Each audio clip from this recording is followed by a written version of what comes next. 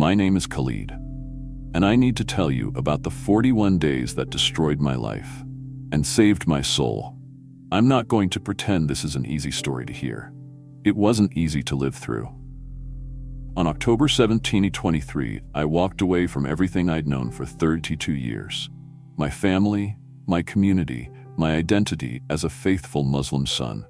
People in my Dearborn neighborhood still cross the street when they see me coming. My youngest sister changed her phone number.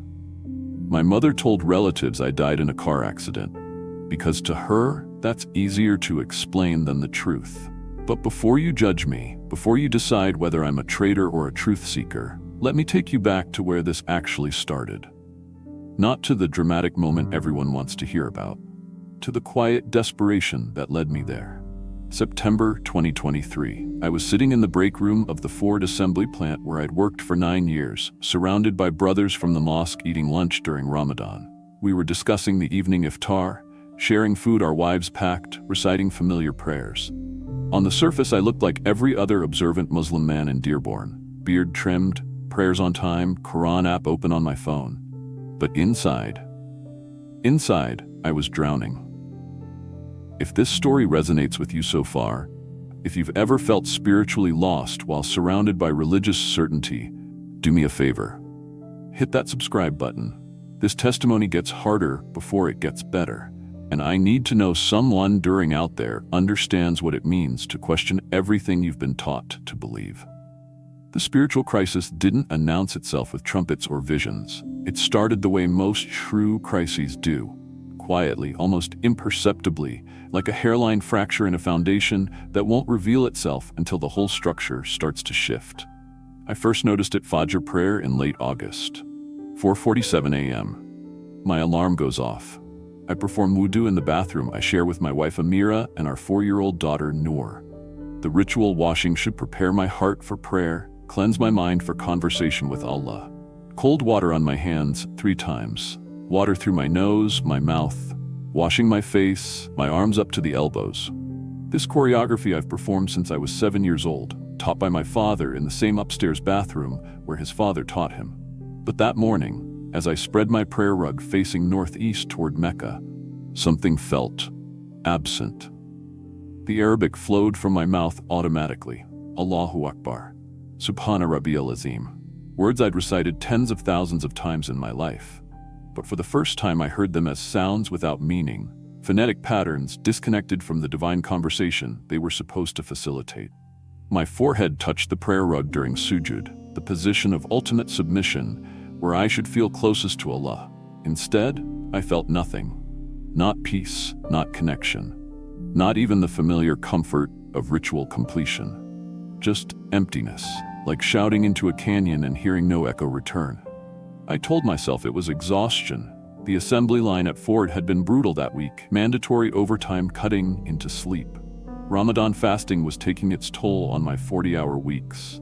Spiritual dryness happens to everyone. My father had preached many times. Even the Prophet experienced periods of silence from Allah. But the emptiness didn't lift after Ramadan ended. September brought cooler air to Dearborn, the Michigan autumn my favorite time of year. Usually the changing seasons renewed my appreciation for Allah's creation. But as I walked to work each morning through streets lined with maple trees beginning to turn gold and crimson, I felt disconnected from the beauty around me.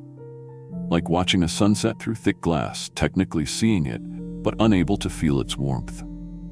My marriage started showing the strain. Amira would catch me staring at nothing during dinner, fork halfway to my mouth, mind somewhere she couldn't reach. "Are you okay?" she'd ask, concern creasing her forehead. "You seem distant." How could I explain that I felt distant from everything?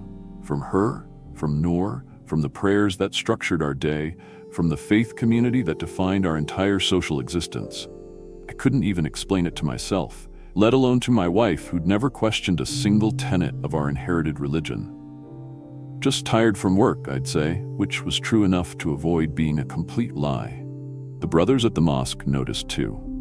After Friday prayers in mid-September, my childhood friend Tariq pulled me aside in the parking lot. "You didn't stay for the lecture," he said, not quite accusatory but definitely concerned.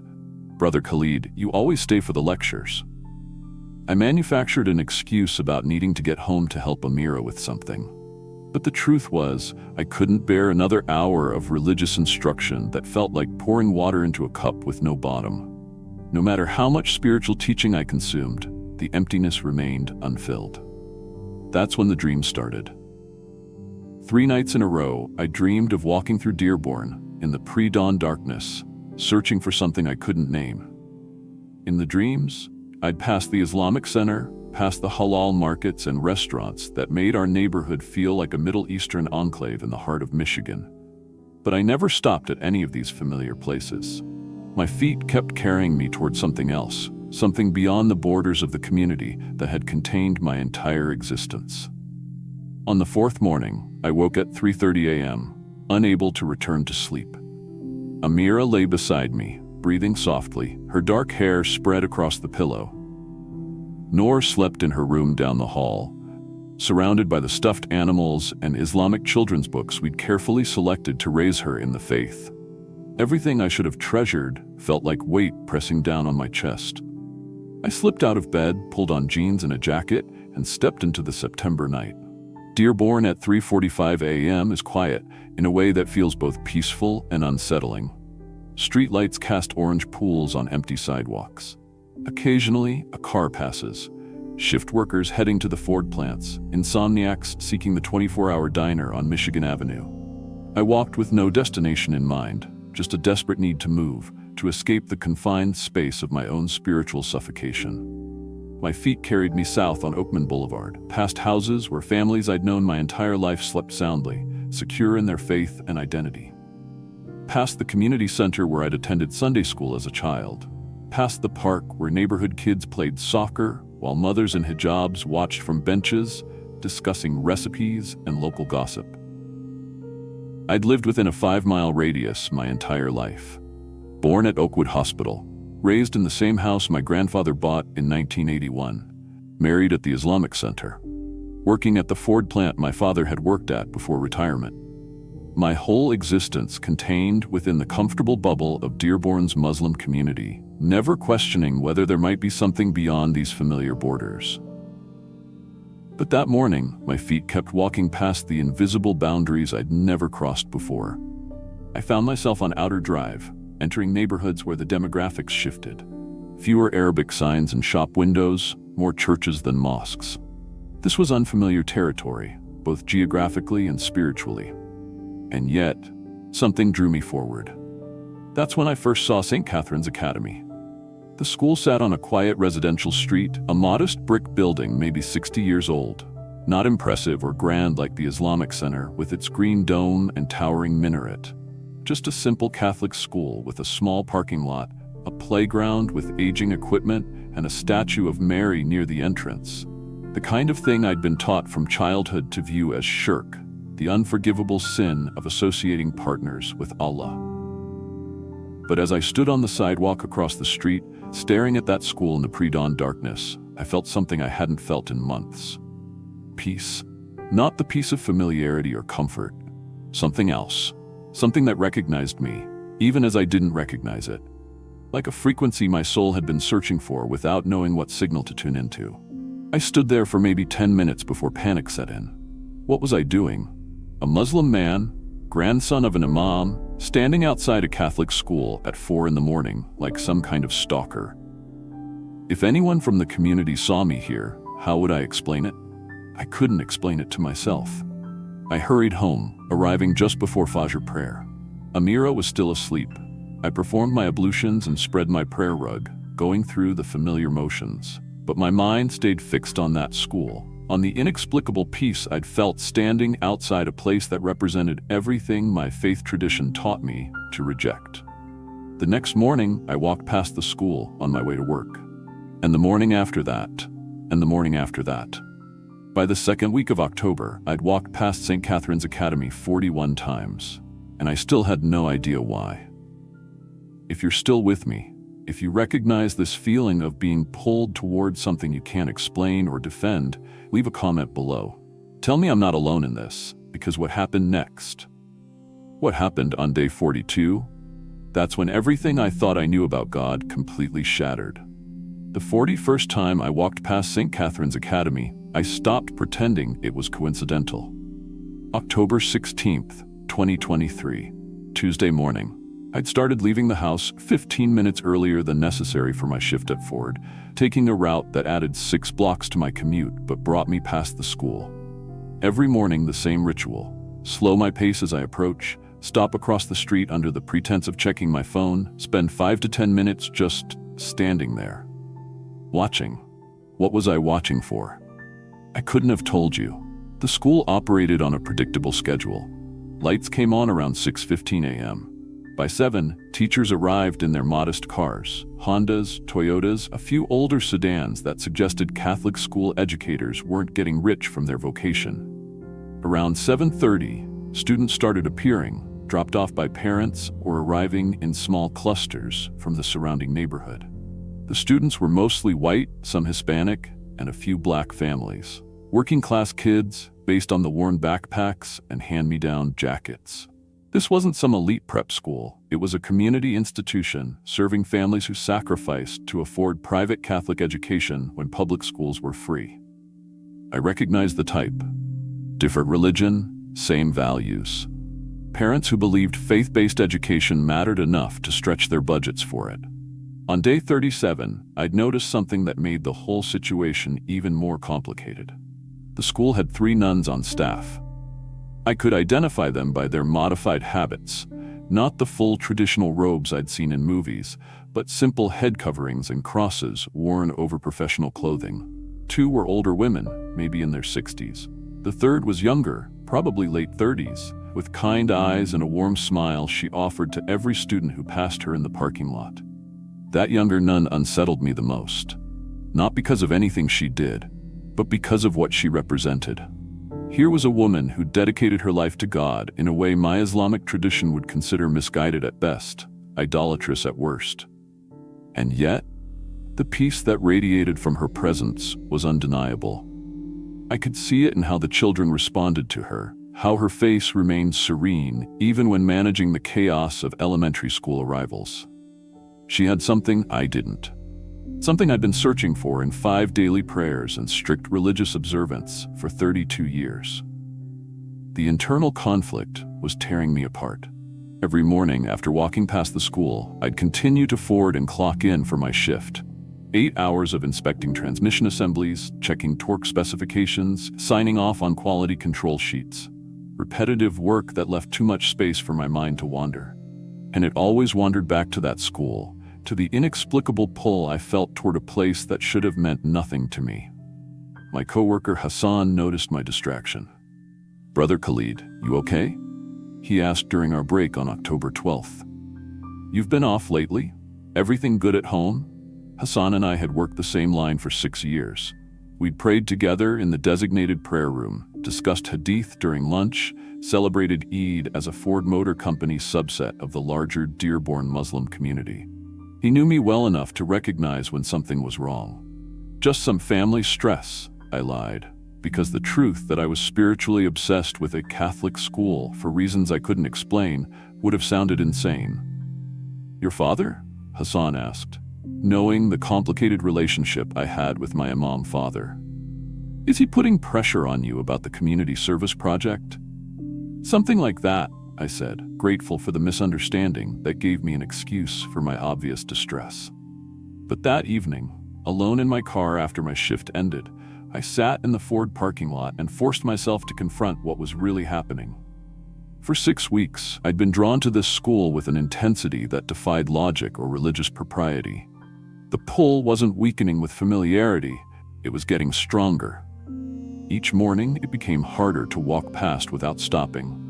Harder to resist the urge to cross the street, to approach the entrance, to somehow make contact with whatever spiritual reality I sensed behind those doors.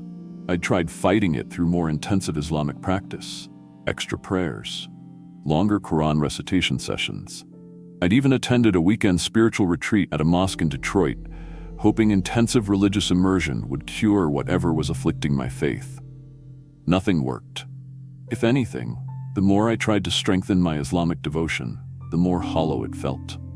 That night at home, Amira made my favorite dinner. Mansaf with lamb, the traditional Jordanian dish her mother had taught her. Noor chattered about her day at Islamic preschool, showing me the Arabic letters she'd learned to write. My father called to discuss the upcoming fundraiser at the mosque, assuming I'd help organize it, as I'd done for years. Everyone assumed I was the same Khalid I'd always been. Faithful, observant, secure in my identity. I'd never felt more like an imposter in my entire life. After putting Noor to bed and waiting for Amira to fall asleep, I pulled out my phone and did something I'd been avoiding for weeks. I searched for information about Catholic conversion. The internet is simultaneously the worst and best place to research religious questions.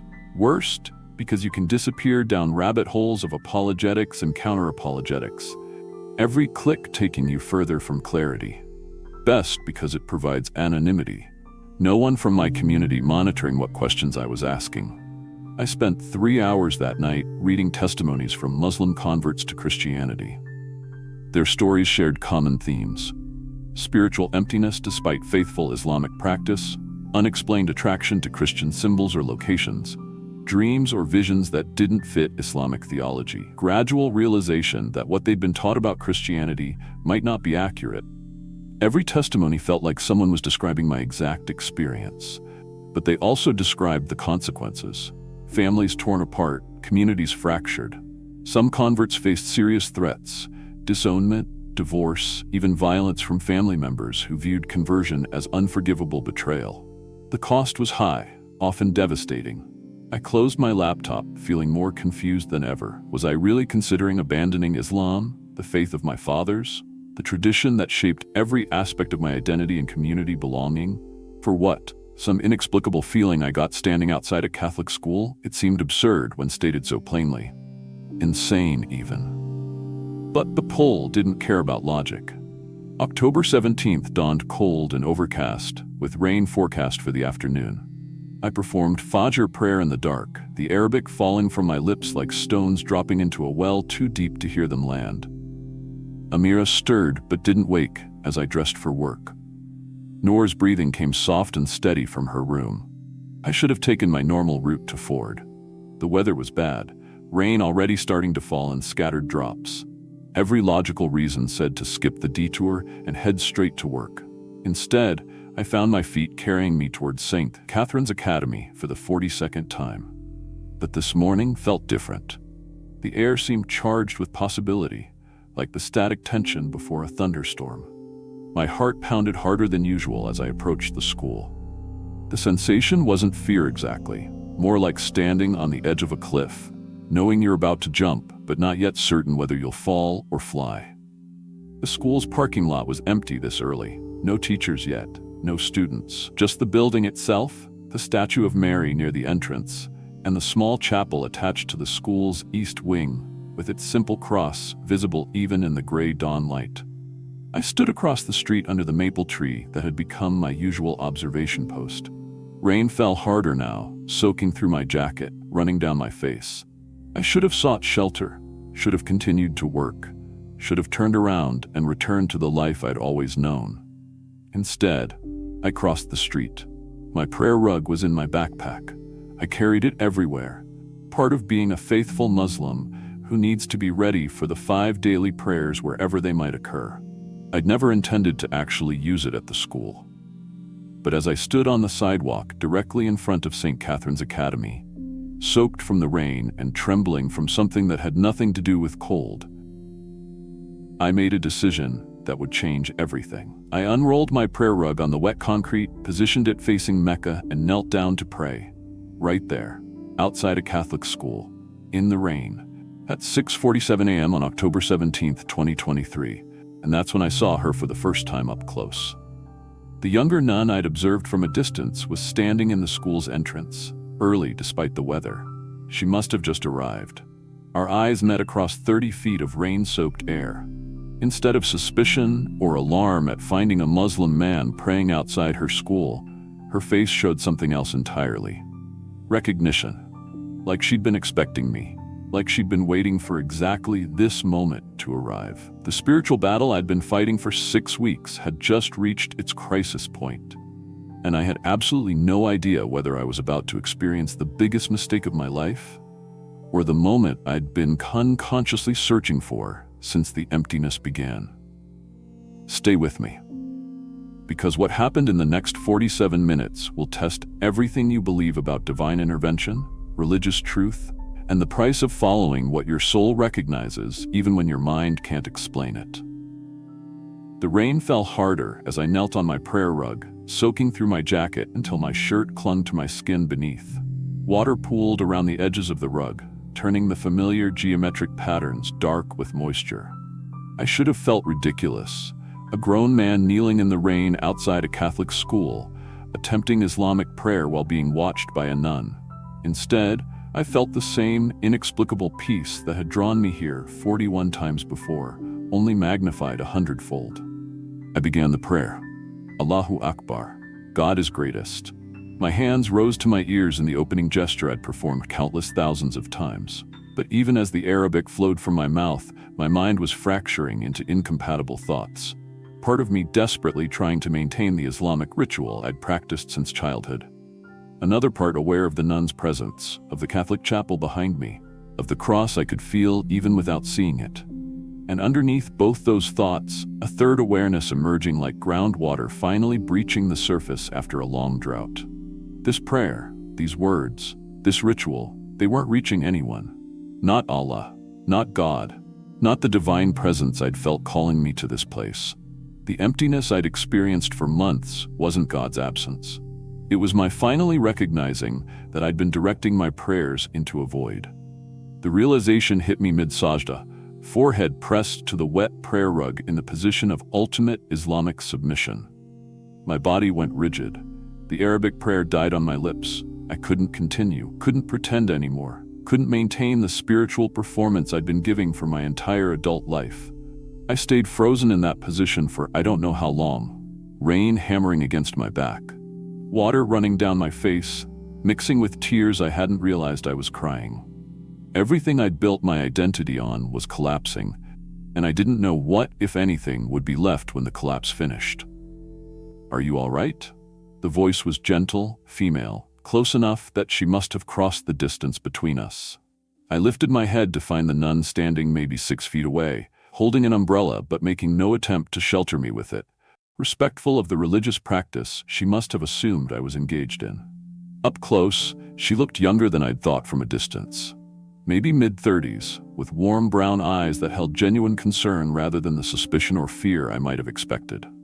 Her modified habit was simple: a navy blue head covering and a silver cross on a chain over a white blouse and dark skirt.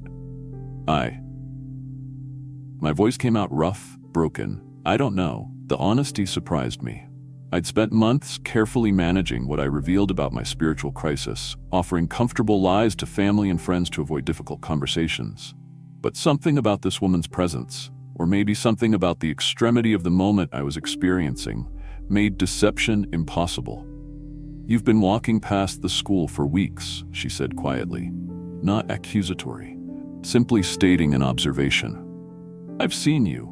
Every morning, same time, you stop across the street and watch for a few minutes before continuing on." Heat flooded my face despite the cold rain. I'd thought I was being subtle, inconspicuous. Apparently, I'd been about as subtle as a neon sign. "I'm sorry," I said automatically.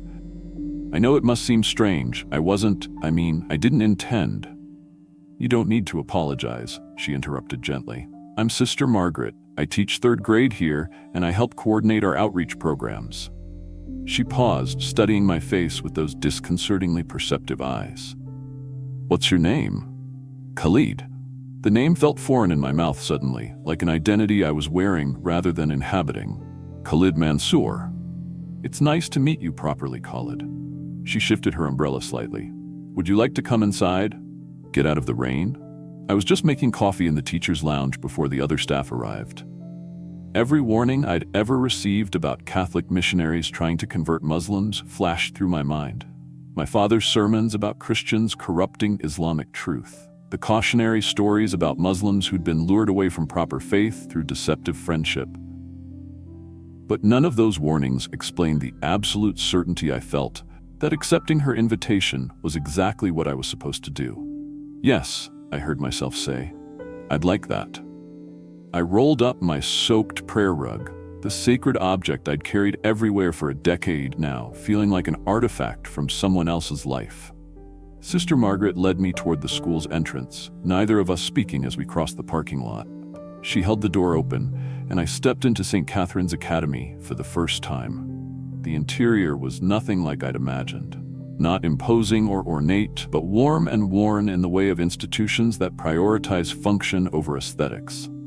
Student artwork covered the walls, crayon drawings of Bible stories, construction paper crafts, handwritten prayers in childish script.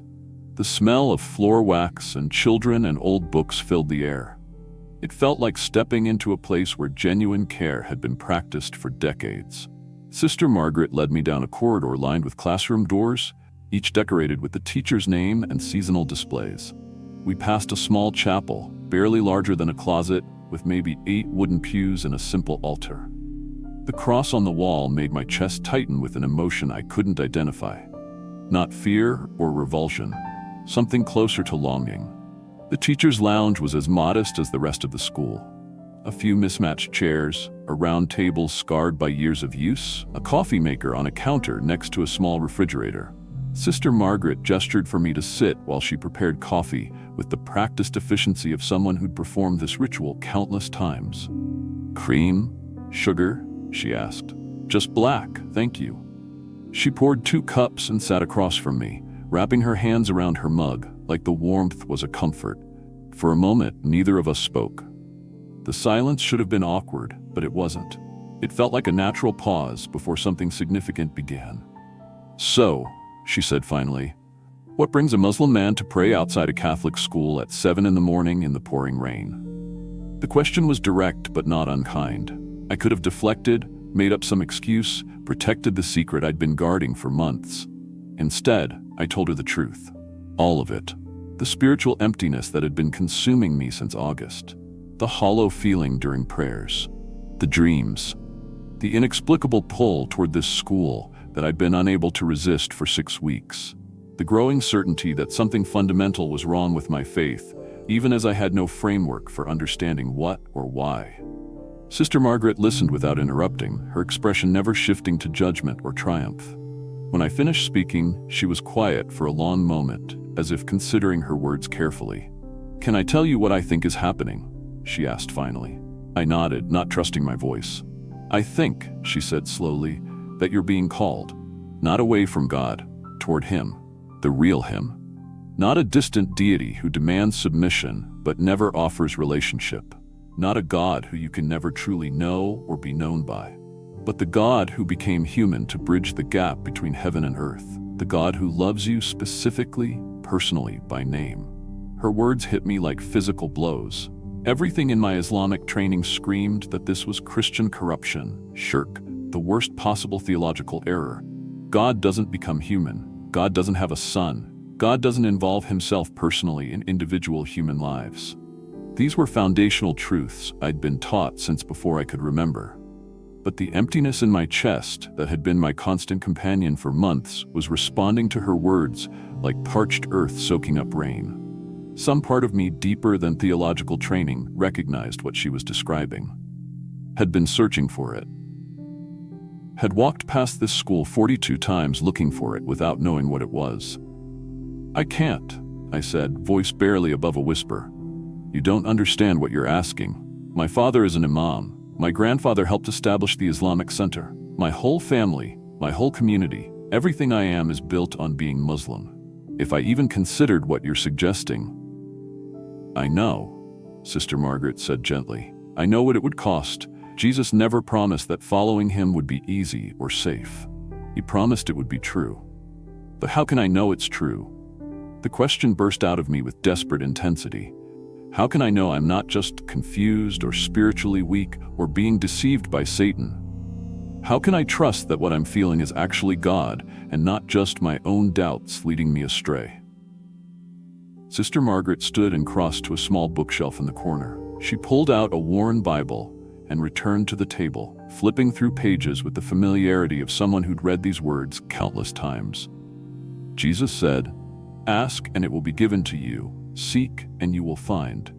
Knock and the door will be opened to you." she read. "You've been seeking, Khalid. You've been knocking at this door for weeks, even if you didn't fully understand what you were doing. What if the reason you couldn't stay away from this place is because Jesus was already answering a prayer your heart was praying before your mind knew how to form the words?" Something broke open in my chest. A barrier I'd been maintaining through sheer willpower suddenly crumbled, and behind it, flooding in like water through a breach in a dam, was a presence. Loving, personal, knowing me by name. Not a law, distant and demanding submission.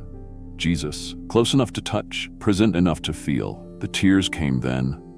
Not the few drops I'd cried earlier in the rain, but deep, racking sobs that shook my entire body. Months of spiritual emptiness, weeks of inexplicable longing, years of going through religious motions without genuine connection. All of it released in a torrent of grief and relief. Sister Margaret didn't try to stop me or offer platitudes. She simply sat there, her presence a steady anchor while I broke apart and something new began to form in the wreckage.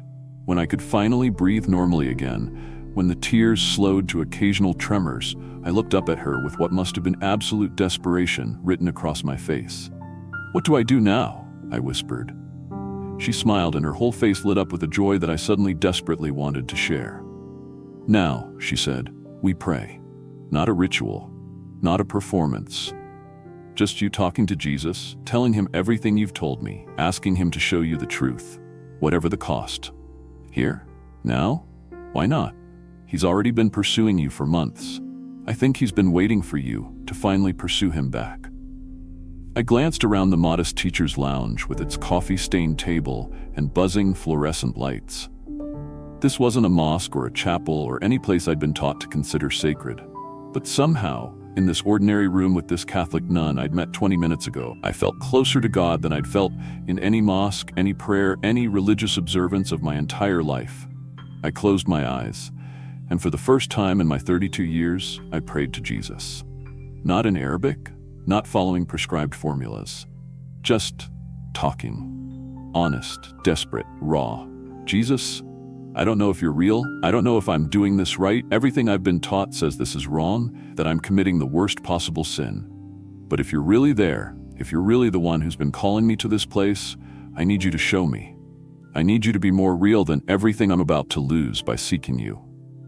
The prayer was simple, clumsy, probably theologically problematic from multiple perspectives.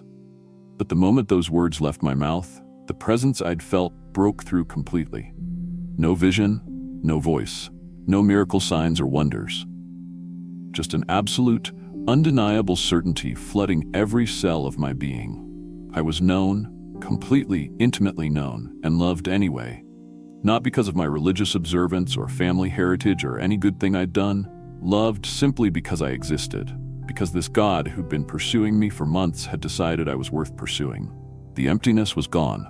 For the first time in 6 months, my soul was full. I opened my eyes to find Sister Margaret watching me with tears streaming down her own face.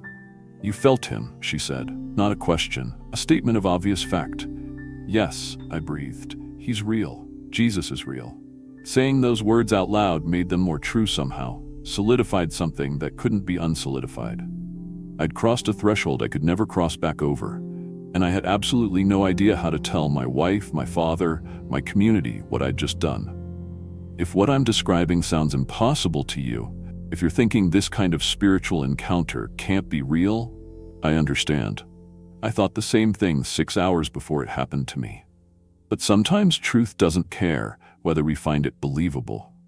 Comment below if you've ever experienced something you couldn't explain but couldn't deny. I left St. Catherine's Academy at 8:47 a.m., 43 minutes late for my shift at Ford.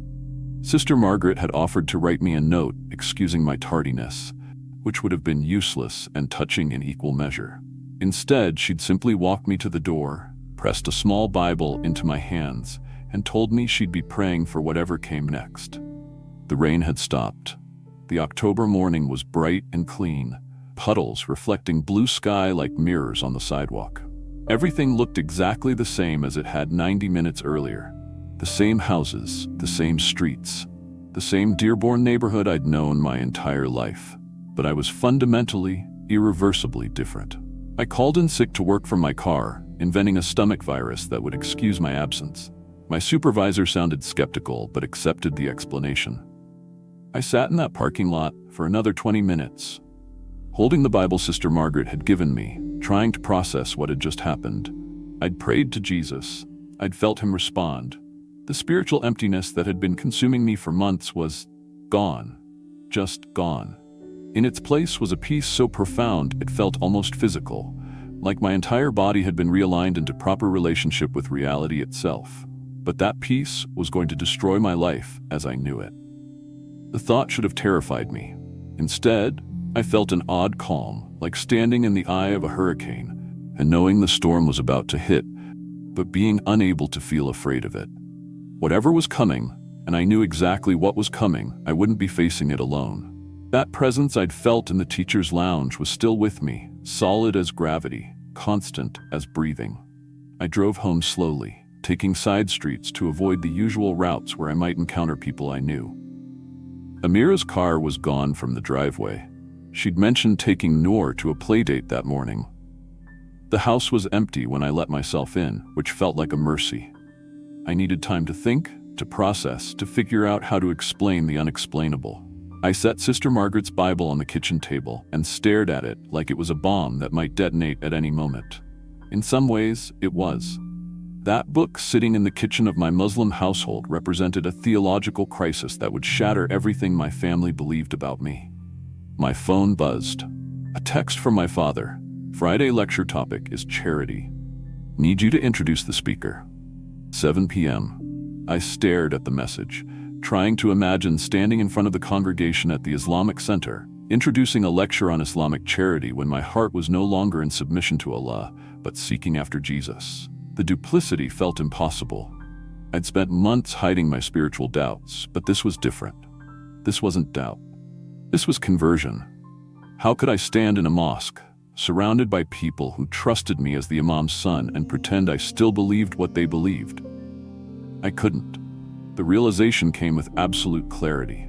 Whatever consequences were coming, I couldn't maintain the lie even for another 3 days. I needed to tell someone. Not my father. That conversation needed more preparation than I could manage in my current state. Not Amira, she deserved better than me dumping this crisis on her without warning. But someone who could help me think through what came next. I called Tariq. We'd been friends since childhood, attending the same mosque, playing soccer in the same parks, working at the same Ford plant, until he'd transferred to the Dearborn Assembly a few years back. If anyone in my community might understand spiritual struggle, it would be Tariq. He'd gone through his own crisis of faith in his early 20s, spending a year asking hard questions before ultimately recommitting to Islam with renewed conviction. Khalid? He answered on the third ring, sounding surprised. Aren't you supposed to be at work? Called in sick. Can you meet me somewhere? I need to talk. Something in my voice must have communicated urgency. Sure, brother. Tim Hortons on Michigan Avenue in 20 minutes? Make it 30, and Tariq, this is serious. I'll be there. I almost brought the Bible, then thought better of it. Baby steps. Tell Tariq about the spiritual crisis first. Ease into the Jesus part if there was any way to make that sound less insane than it felt. Tim Hortons was quiet mid-morning on a weekday, just a few retirees nursing coffee and reading newspapers. Tariq was already there when I arrived, sitting in a back booth with 2 coffees waiting. He stood to embrace me in the way of Muslim brothers, but I saw concern written clearly across his face. You look terrible, he said bluntly, like you haven't slept in a week. Feels longer than that. I slid into the booth across from him, wrapping my hands around the coffee cup for something to hold on to. I need to tell you something, and I need you not to interrupt until I'm finished. Can you do that? Tariq's expression shifted from concern to something closer to alarm, but he nodded. Of course, brother. Whatever it is. So I told him. Not everything. I couldn't bring myself to mention Jesus yet, but the spiritual emptiness, the inexplicable attraction to the Catholic school, the crisis of faith that had been building for months.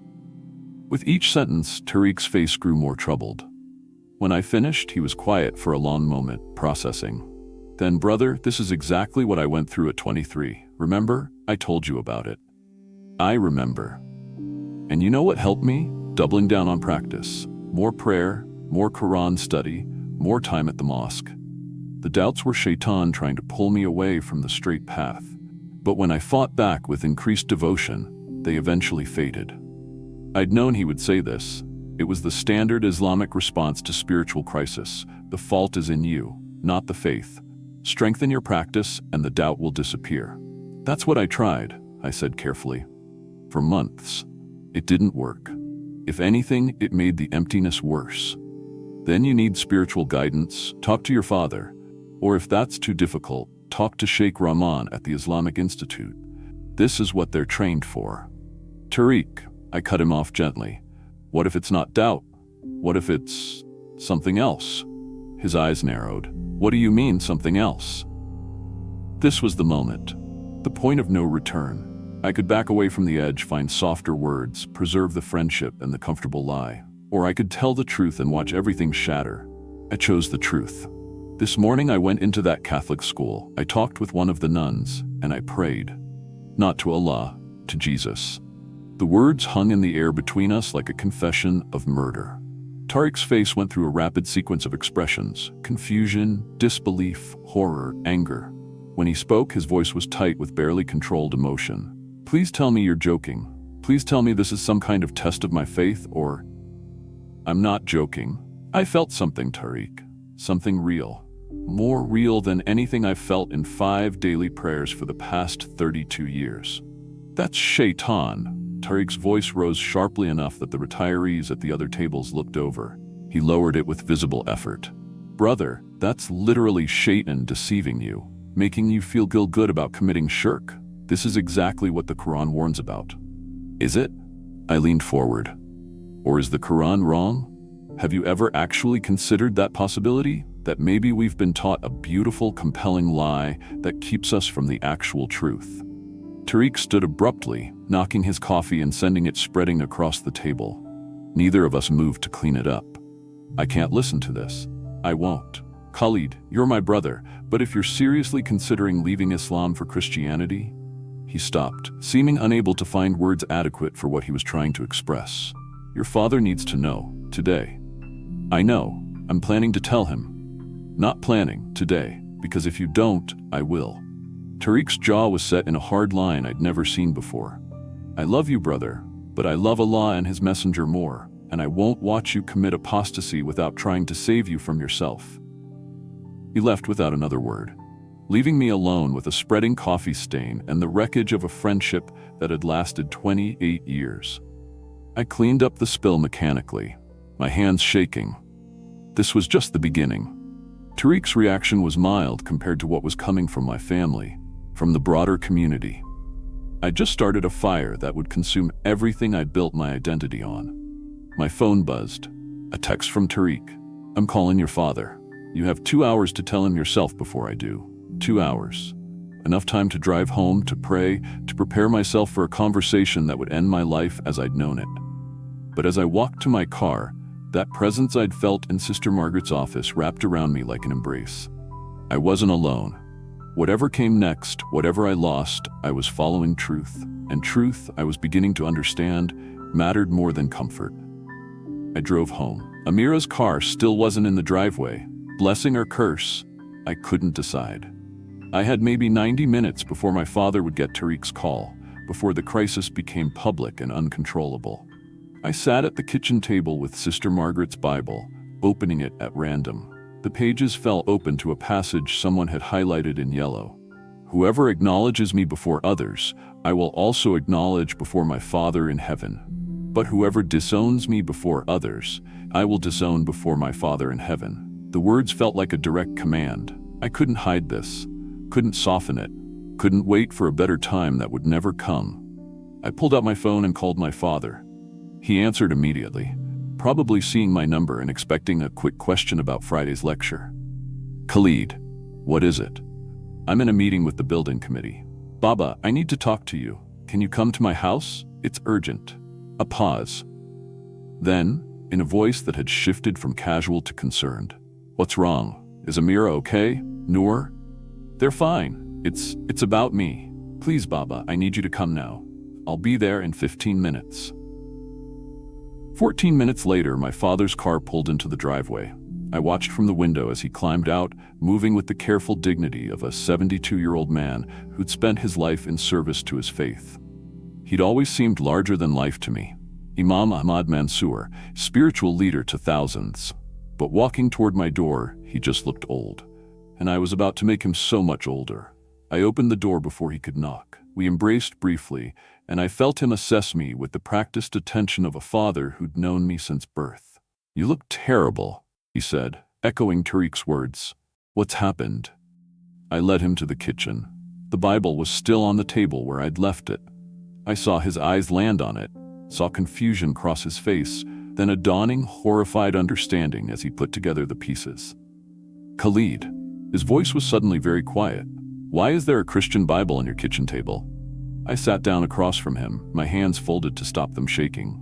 "Baba, I need to tell you something, and I need you to let me finish before you respond. Can you do that?"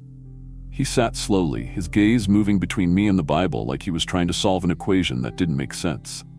"Go on." So I told him everything, the spiritual emptiness, the 42 mornings at the Catholic school, the conversation with Sister Margaret, the prayer to Jesus, the absolute certainty that had filled the void in my soul. My father's face drained of color as I spoke. By the time I finished, he looked like he'd aged 20 years. The silence stretched between us, heavy enough to crush. When he finally spoke, his voice was broken in a way I'd never heard before. "My son," he whispered. "My son, what have you done?" What happened next would test everything I'd just committed to.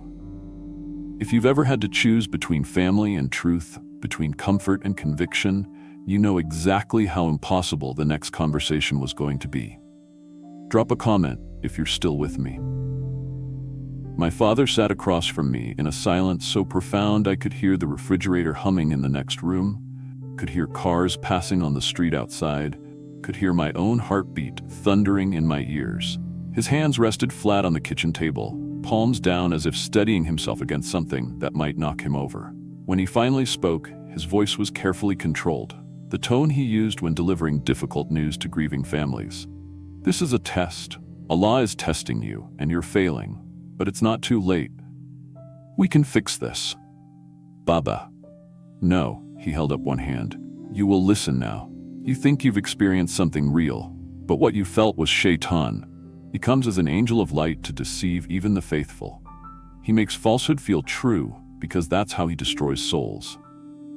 Everything he was saying came from decades of Islamic teaching, from frameworks he'd spent his life studying and defending. I'd expected this response, had prepared for it. But hearing him dismiss the most profound spiritual experience of my life as demonic deception still landed like a physical blow. "It wasn't shaitan," I said quietly. "I know what emptiness feels like. I lived with it for months. What I felt this morning was the opposite of empty. It was complete, whole, like finding something I didn't know I'd lost. That's exactly how shaitan works." My father's control cracked slightly, volume rising. "He fills the void he created in your heart with false peace so you'll abandon the straight path for." He gestured at the Bible with something close to revulsion. "For shirk, the greatest sin. Khalid, you've committed shirk." The word hung between us like a curse. In Islamic theology, shirk, associating partners with Allah, is the one unforgivable sin. Murder can be forgiven. Theft can be forgiven. Even apostasy can theoretically be forgiven if the apostate returns to Islam. But shirk, the elevation of Jesus to divinity, that damns a soul eternally. What if shirk is a concept designed to keep people from discovering the truth? I asked, knowing the question would wound him, but unable to stop myself. What if the reason Islam forbids associating partners with Allah is because the truth is that God did become human in Jesus, and acknowledging that truth destroys the entire Islamic framework? My father flinched like I'd struck him. "You don't know what you're saying. That poison came from the nun, from the Christians who have been trying to deceive you." "No one deceived me. Sister Margaret didn't try to convert me. I walked into that school myself. I asked the questions myself, and Jesus answered. Jesus is dead." My father's hand hit the table hard enough to make the Bible jump. He was a prophet, yes, but only a prophet. He died like all men die, and claiming he's divine is the lie that's sending billions of Christians to hell. And now you want to join them? I took a slow breath, trying to hold on to the peace I'd felt that morning, even as this conversation threatened to drown it. What if you're wrong? What if everything we've been taught about Jesus is the lie, and the Christians have been right all along? That's impossible. Why? Because the Quran says so? But what if the Quran is wrong? The moment those words left my mouth, I knew I'd crossed a line there was no returning from.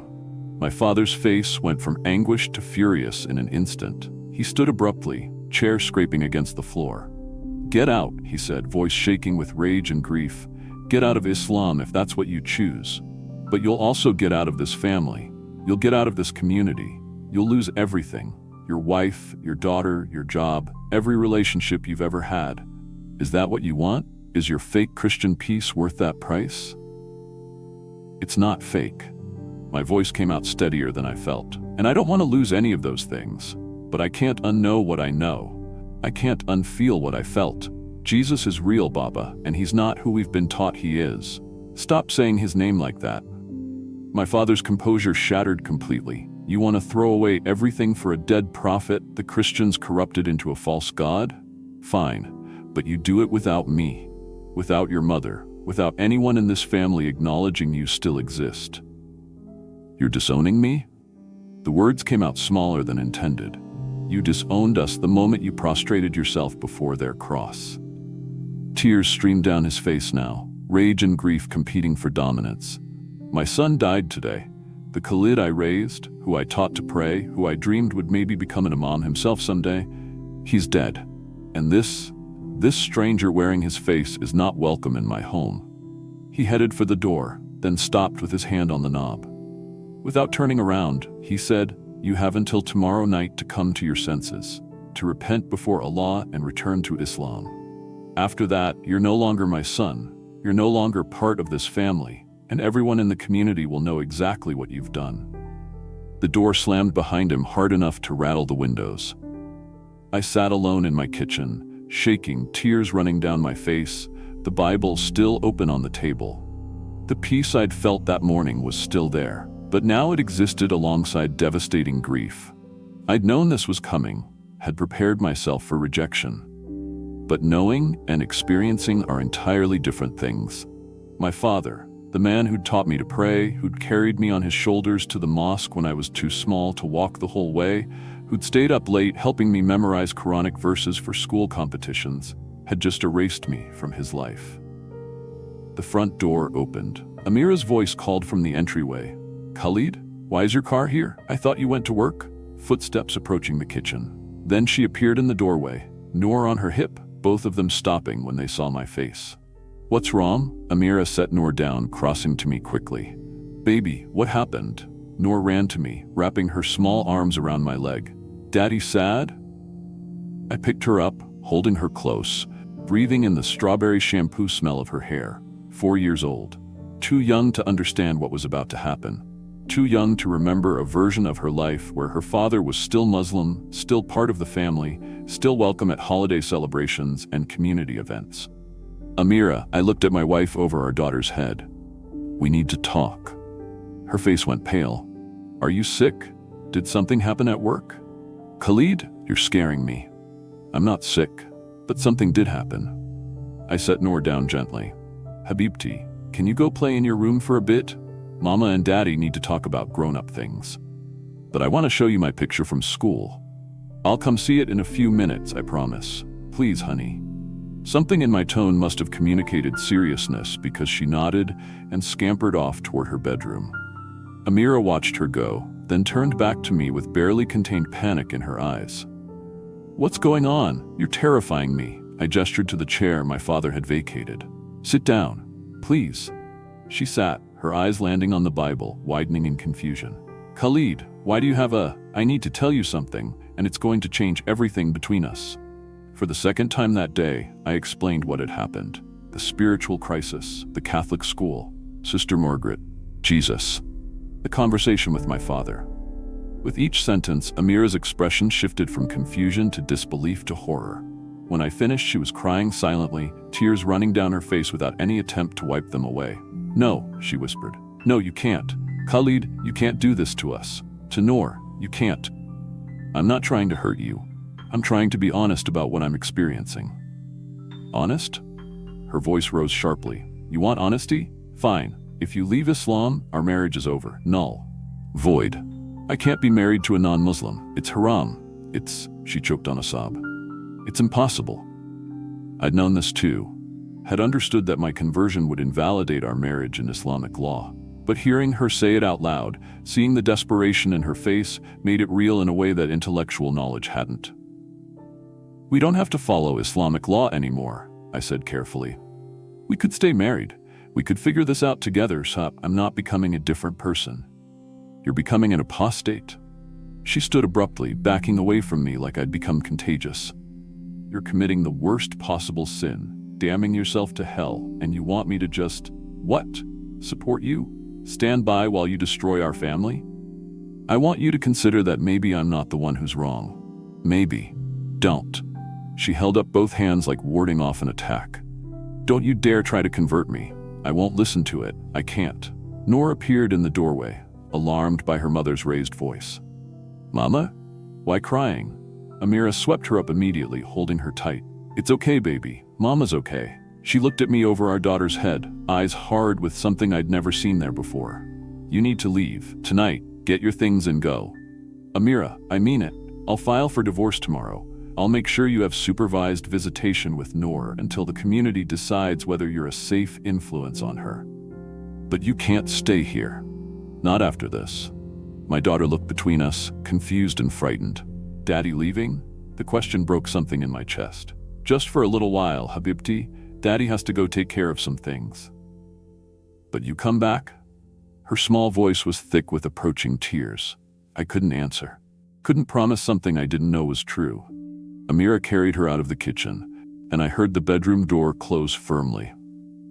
I sat alone at the table as the afternoon light faded, the Bible still open in front of me, my life systematically dismantling itself around me. My father had disowned me. My wife was filing for divorce. My daughter was crying in the next room, confused about why Daddy had to leave. And I hadn't even gotten to the broader community fallout yet. My phone buzzed. Multiple texts coming in rapid succession. "Tariq, your father called me. Brother, please, reconsider before it's too late. Hassan from work, is it true? Did you really convert to Christianity? My youngest sister, how could you do this to Baba? To all of us?" The mosque group chat, "You have been removed from this conversation." News traveled fast in a tight-knit community. By tomorrow morning, everyone would know. The imam's son who'd betrayed Islam for Christianity. The cautionary tale parents would use to warn their children about the dangers of secular influence. I packed a bag mechanically. Clothes, toiletries, the Bible. I left my prayer rug behind. That belonged to someone I used to be. On my way out, I stopped by Noor's bedroom door. I could hear Amira singing to her softly, a lullaby in Arabic that I'd sung countless times myself. I didn't knock, didn't say goodbye. Just stood there for a moment, memorizing the sound of my daughter's voice asking questions about the story her mother was telling. Then I left the house where I'd lived for 6 years, climbed into my car, and drove away from everything I'd ever known. I ended up at a Motel 6 off I-94, the kind of anonymous place where people go when they need to disappear for a while.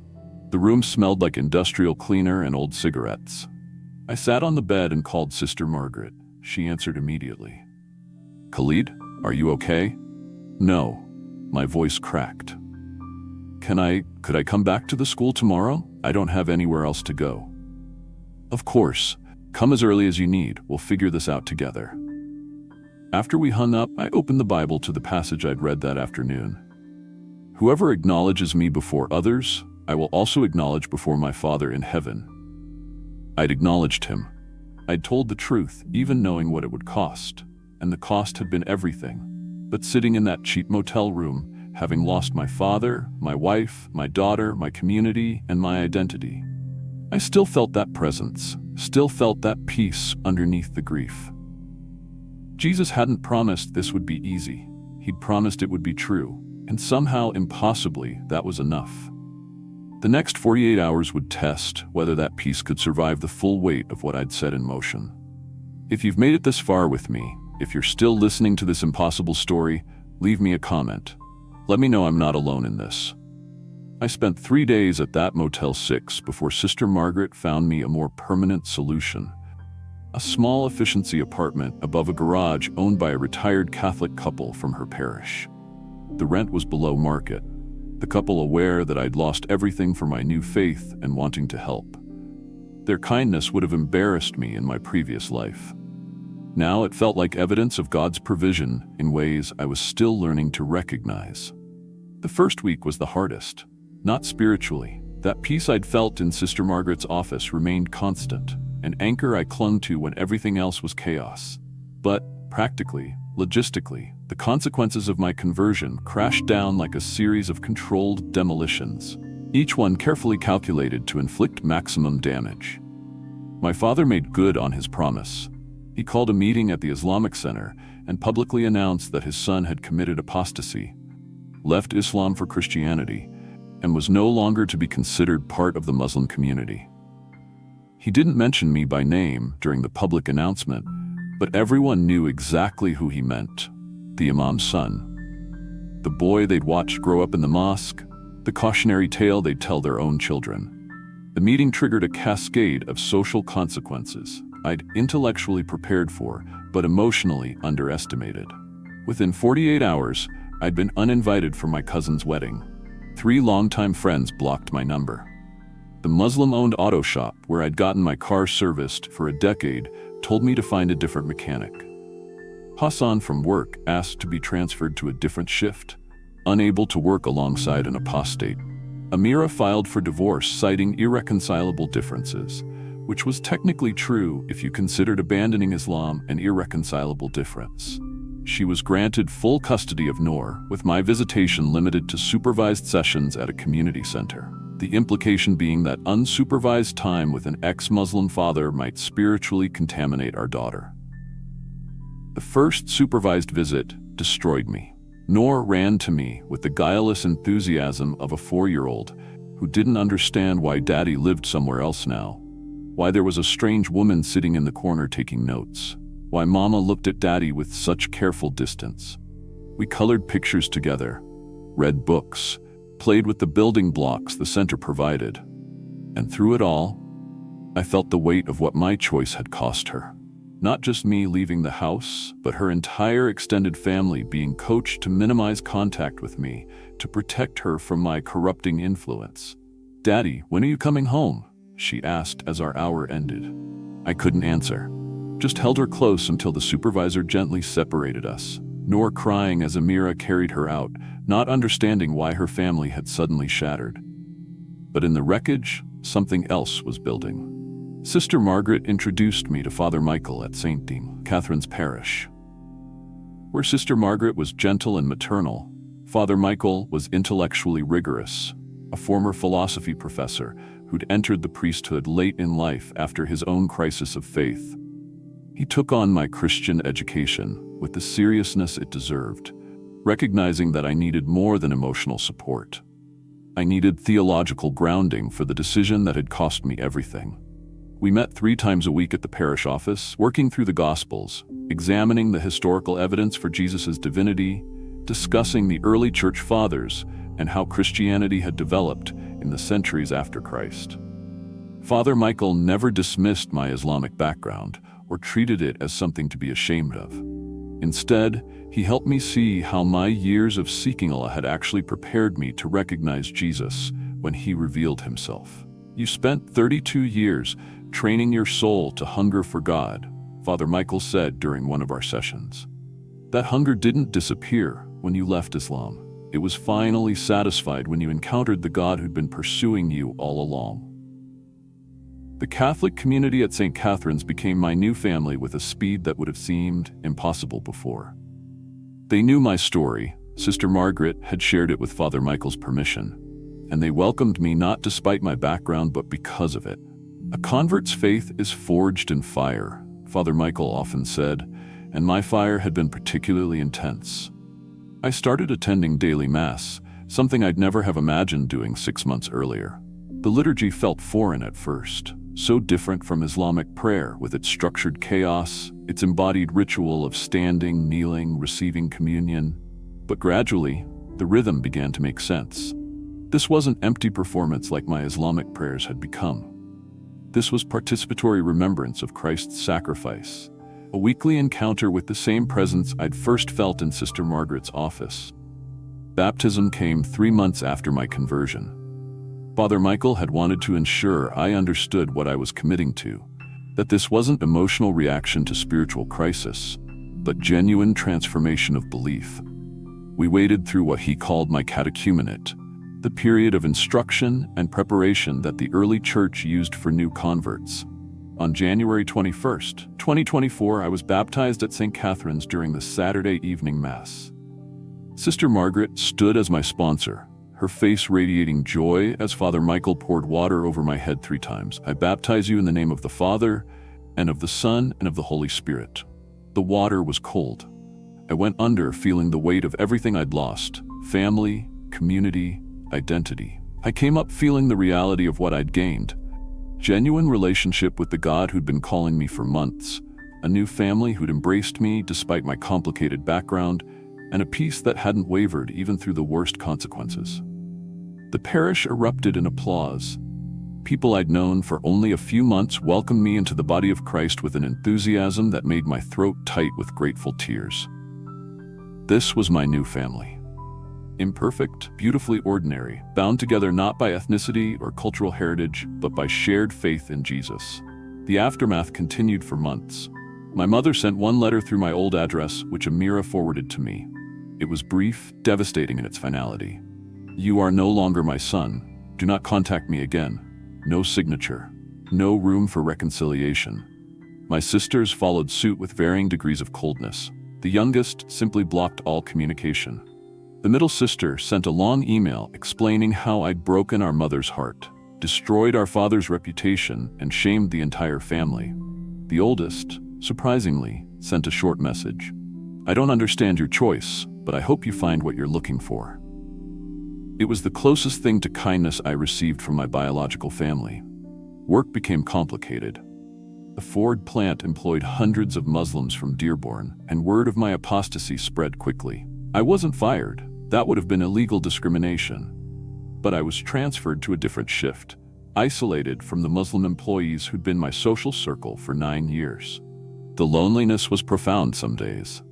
But the alternative, hiding my faith, pretending to still be Muslim, felt impossible after everything I'd experienced. I started a blog sharing my testimony, writing under my real name despite knowing it would make me more visible, more vulnerable to criticism and potential threats. The response was mixed. Some former Muslims reached out privately, sharing their own doubts, asking questions they couldn't voice in their communities. These conversations became some of the most meaningful of my new life, helping others navigate the crisis I'd just survived. But I also received hate mail. Threats from zealous Muslims who considered apostasy worthy of death. Accusations from atheists who thought I'd traded one delusion for another. Skepticism from Christians who questioned whether a former Muslim could really understand true faith. Through it all, that presence remained. The peace that had filled the emptiness in Sister Margaret's office stayed constant, even when everything else was chaos. Jesus hadn't promised comfort. He'd promised his presence, and he'd kept that promise every single day. 6 months after my baptism, something unexpected happened. I received an email from Tariq. "Khalid, I've been thinking about our conversation at Tim Hortons, about the questions you asked. I'm not where you are, not ready to leave Islam. But I can't stop thinking about what you said. Can we talk? Not to argue, just to talk." We met at a neutral coffee shop in Detroit, not Tim Hortons with its memories of our previous confrontation. Tariq looked tired, older than his 34 years. We ordered coffee and sat in awkward silence before he finally spoke. "You seem happy," he said, like the observation surprised him. "After everything you lost, you seem more peaceful than you did when you had everything." "I am peaceful. Not always happy. Losing Noor kills me every day. But peaceful, yes." "How?" "Your father won't speak to you. Your wife divorced you. The whole community treats you like you're dead. How are you peaceful?" I thought about how to answer honestly without sounding like I was preaching. Because I'm not empty anymore. I spent months feeling like I was screaming into a void. Now when I pray, I know someone's listening. Someone who loves me specifically, personally. Not because I perform the right rituals or follow the right rules, but just because I exist. Tariq was quiet for a long moment. I've been having those same feelings, that emptiness. I thought it would pass like it did when I was 23, but it's not passing. It's getting worse.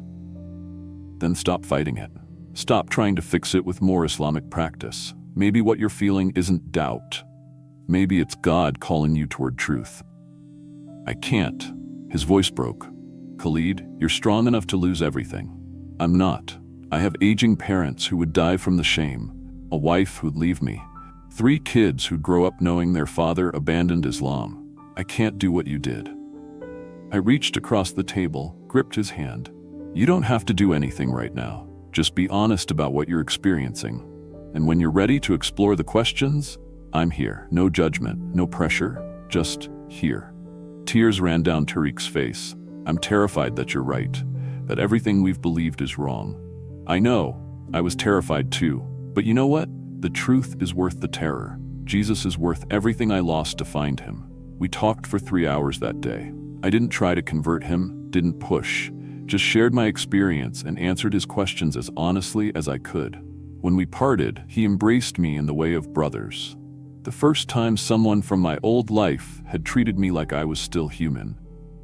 2 months later, Tariq sent another email. I'm ready to explore. Can you introduce me to Sister Margaret? I don't know if Tariq will make the same journey I did. That's between him and God.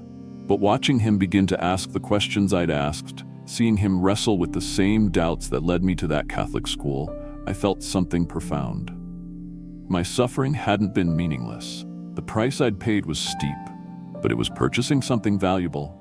Not just my own salvation, but potentially others' freedom to seek truth. A year after my baptism, I'm still navigating this new life. Still learning what it means to be Christian, not just intellectually, but in daily practice. Still grieving the loss of my daughter's daily presence while treasuring our supervised visits. Still praying that someday, somehow, my family might soften enough to at least acknowledge I exist. But I'm also experiencing joy in ways I never did as a Muslim.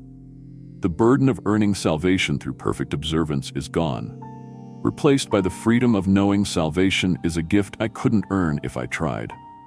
The anxiety of never being sure whether I'd done enough, prayed enough, been faithful enough. All of it released when I finally understood that Jesus had done enough on my behalf.